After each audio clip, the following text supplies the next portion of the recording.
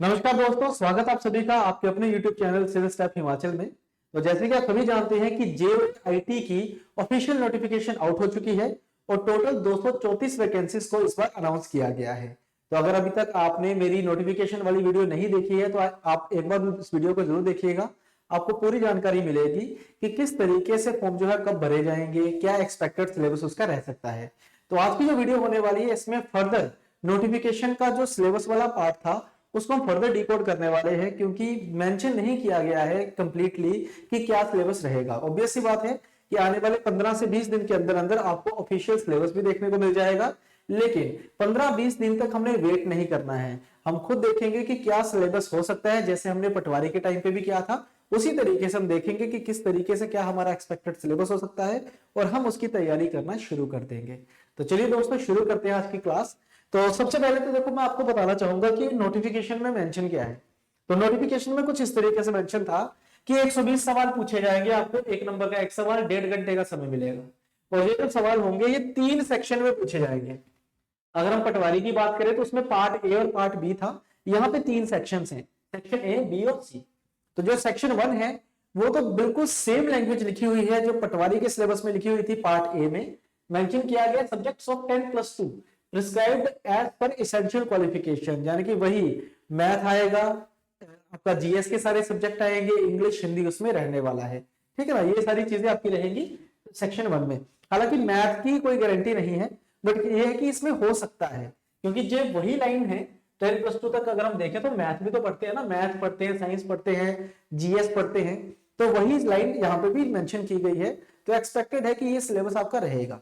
ठीक है, अगर मैं पार्ट 3 की बात करूं तो ये जो पार्ट 3 है ये पार्ट बी की तरह है, पटवारी के पार्ट बी की तरह जो 35 नंबर का आता था, यहाँ पे 35 नंबर मेंशन नहीं किए गए हैं, यानी कि अब इसकी जो वेटेज है वो चेंज होगी।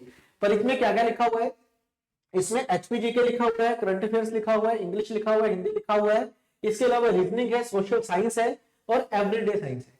तो सेम चीज जो पहले मेंशन थी वही same to same copy paste करा गया है, बस इसमें एक लाइन एक्स्ट्रा लिखी हुई है जो कि पार्ट 2 है, syllabus related to the computer science. Obvious सी बात है बच्चे, जे आईटी का पेपर है तो आईटी वाला पार्ट तो रहेगा ही रहेगा। ठीक है, तो इससे पहले कि मैं इस पूरे सिलेबस को आपके साथ डिस्कस करूं, पहले हम वेटेज ऑफ मार्क्स एक बार देख लेते हैं कि कितने कितने सवाल आपसे पूछे जा सकते हैं। तो जो मेरा आइडिया है कि जो जो वेटेज बनाई जाएगी, 3 सेक्शन दोस्तों हमारे पास है, तो चांसेस है कि तीनों पे इक्वल आपको क्वेश्चंस देखने को मिले, क्योंकि जो पहला वाला जो हमारा पार्ट है 10+2 वाला, इसमें पूरे जीएस के सब्जेक्ट होंगे, हिस्ट्री, ज्योग्राफी, पॉलिटी, इकोनॉमी, है ना, साइंस, मैथ होगा, इसमें इंग्लिश होगी, हिंदी होगी, तो लगभग 40 सवाल आपको यहाँ पे देखने को मिल जाएंगे। ठीक है, उसके बाद आईटी का पेपर है, जेआईटी का पेपर है, तो कंप्यूटर के भी ठीक ठाक सवाल मिलेंगे, तो लगभग 40 के अराउंड सवाल आपको दूसरे पार्ट से भी देखने को मिल जाएंगे। और तीसरा पार्ट जिसमें रीजनिंग है, एचपीजी के है, करंट अफेयर्स है और हमारा हिंदी और इंग्लिश 10th लेवल वाली है, तो वो भी आपको लगभग 40 सवाल यहां से भी देखने को मिल जाएंगे। तो मतलब 40-40-40 इसके चांसेस हैं, और ये चीज आपको मेंशन भी नहीं की जाएगी सिलेबस में। जहां तक कि मेरा आइडिया है कि जो सिलेबस भी आएगा वो डिटेल सिलेबस आएगा, पर उसमें मार्क्स की बात नहीं होगी। तो 40-40-40 ये वेटेज रहेगी, तो हमने सब पढ़ना है। ठीक है, तो पार्ट 2 जो कि बिल्कुल ही डिफरेंट है, अगर आप कभी पटवारी की तैयारी कर भी रहे हो तो ये चीज आपके लिए थोड़ी सी डिफरेंट होने वाली है। ठीक है ना, अब इसका सिलेबस क्या होगा इसको समझते हैं एक बार।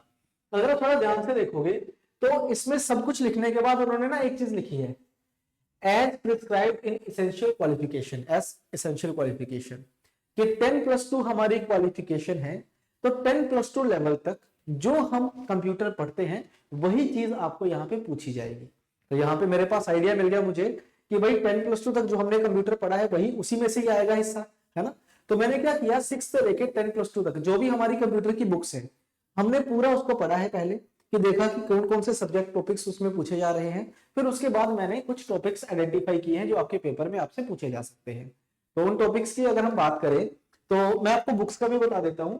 जो सीबीएसई की किताबें होती है मैंने उनका रेफरेंस लिया है, क्योंकि एनसीईआरटी में कंप्यूटर की क्लास जो बुक्स है वो नहीं मिली मुझे, तो उस वजह से मैंने सीबीएसई वाले को ही रेफर किया है।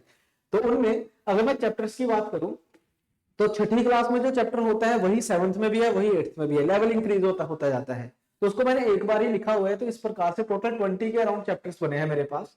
उसमें अगर मैं पहले चैप्टर की बात करूं, इस तरीके से मैंने चैप्टर्स बनाए हैं तो सबसे पहले हम बात करेंगे यहाँ पे इंट्रोडक्शन की, जिसमें हम बात करेंगे जो कंप्यूटर की हिस्ट्री है ना, उसकी जनरेशंस के बारे में, कंप्यूटर की जो जनरेशंस होती है उनके बारे में बात करेंगे और टाइप्स के बारे में बात करेंगे। आपको जो सिलेबस आएगा उसमें ये सारी चीजें मेंशन करी होंगी, history of computers, generations of computers, types of computers, वो सारा ऐसे पूरा डिटेल्ड गिवन होगा।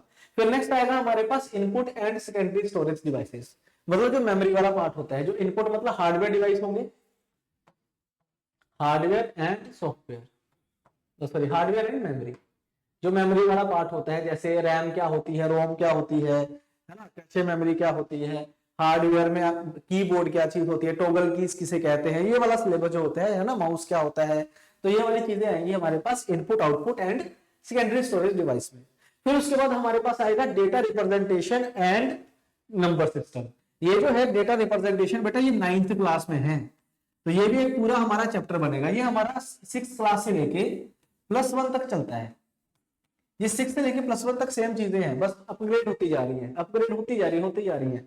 ये ऊपर वाला है 6 से लेके 8 तक आपको देखने को मिल जाएगा, ये अपग्रेड होता जा रहा है, हर साल ये थोड़ा थोड़ा बढ़ा के बच्चों को दे रहे हैं, ठीक है ना। फिर कंप्यूटर की मेमोरी है, क्लास 8th में मेमोरी के बारे में इंफॉर्मेशन है। कंप्यूटर की लैंग्वेज है, लैंग्वेज के बारे में क्लास 7th में इंफॉर्मेशन है। फिर उसके बाद ऑपरेटिंग सिस्टम है, ये लगभग हर साल ही पूछा जा रहा है ऑपरेटिंग सिस्टम के बारे में। डीबीएमएस है, क्लास 10th का पार्ट है ये, डीबीएमएस का पार्ट अगर मैं बात करूं। इसके अलावा नेटवर्क एंड नेटवर्क टेक्नोलॉजीज हैं, ये 10+2 में आती है बच्चे, 10+2 का पार्ट है। कंप्यूटर वायरस एंड सिक्योरिटी 10+2 का पार्ट है। अगर मैं बात करूं एमएस ऑफिस की, तो क्लास 7 से लेके क्लास 8 ये 2 साल तक पावर पॉइंट, वर्ड और एक्सेल की बात करी गई है कि भाई वर्ड 7th क्लास में है, पावर पॉइंट और एक्सेल 8th क्लास में, इस तरीके से है ना। उसके बाद इंटरनेट एंड टेक्नोलॉजी, अब इंटरनेट एंड टेक्नोलॉजी और नेटवर्क एंड टेक्नोलॉजी ये दोनों की दोनों चीजें +2 में अवेलेबल है, ये 10+2 में अवेलेबल है। Cyber security and IT act 10+2 में अवेलेबल है, ठीक है। ईमेल की बात करें +1 में आता है, ठीक है जी। और ये मैंने कुछ एक्स्ट्रा ऐड करा है जो करंट ट्रेंड्स है कि फास्टेस्ट सुपर कंप्यूटर कौन सा है, मतलब जो फैक्चुअल क्वेश्चंस हैं वो लास्ट में हमने यहाँ पे मैंने बना दिया, ठीक है। इसके अलावा ये तो हो गया जो बेसिक कंप्यूटर है, जो +1 तक आपको कॉमन देखने को मिलेगा। इसके अलावा जब आप +1 में जाते हो तो +1 में वैसे तो 9th क्लास से इंट्रोडक्शन शुरू हो जाती है HTML से, तो क्या होता है कि जब हम 9th क्लास पे आते हैं ना, तो इंट्रोडक्शन टू HTML होना शुरू हो जाता है, इस तरीके से ये वाला HTML के बारे में इंफॉर्मेशन आनी शुरू हो जाती है। और ये हम सबको पता है कि पिछले जो पेपर हुए हैं हमारे JOIT के, उसमें भी HTML के टैग्स के बारे में बात करी गई है ना।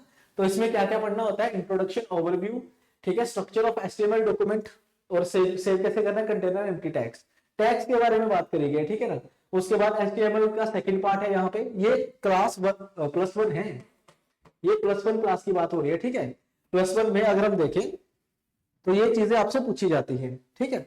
नेक्स्ट अगर हम बात करें यहाँ पे, तो +2 में 10+2 की अगर हम बात करें तो उसमें पाइथन के बारे में भी इंफॉर्मेशन है, ठीक है। तो पाइथन की अगर हम बात करें तो पाइथन क्या होती है, क्या उसके फंक्शंस होते हैं, स्ट्रिंग कैसे बनती है, लिस्ट कैसे बनती है, ठीक है जी, डिक्शनरीज का कैसे यूज होता है, ट्यूपल कैसे बनाए जाते हैं, वो सारी चीजें मतलब बेसिक इंट्रोडक्शन है पाइथन की, जो आपको 10+2 में देखने को मिल जाएंगी। इसके अलावा C नहीं है, C++ नहीं है, जावा नहीं है, 10+2 तक ये वाली लैंग्वेजेस नहीं है। तो अगर सिलेबस के अकॉर्डिंगली अगर देखा जाए तो ये है सिलेबस कंप्यूटर का जो प्रॉपर आपसे पूछा जाएगा, जिसमें हर एक चीज मैंने यहाँ पे मेंशन करी गई है जो कंप्यूटर पॉइंट ऑफ व्यू से इंपॉर्टेंट है, ठीक है।